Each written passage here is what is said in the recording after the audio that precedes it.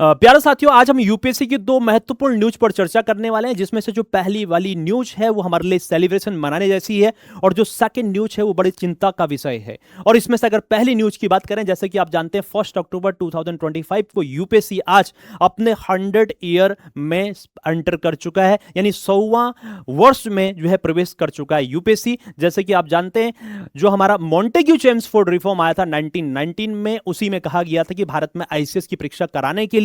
एक आयोग बनेगा और जो बनता है 1 अक्टूबर 1926 को। और इसी को ध्यान में रखते हुए आज यूपीएससी के चेयरमैन अजय कुमार हम सब से यानी यूपीएससी एस्पिरेंट से जुड़ने वाले हैं लाइव अपने यूट्यूब चैनल पे, और चैनल है डीडी न्यूज यानी दिल्ली दूरदर्शन न्यूज पर हमसे जुड़ने वाले हैं। और सेकंड न्यूज हमारे लिए इसलिए चिंताजनक का विषय है, पूर्व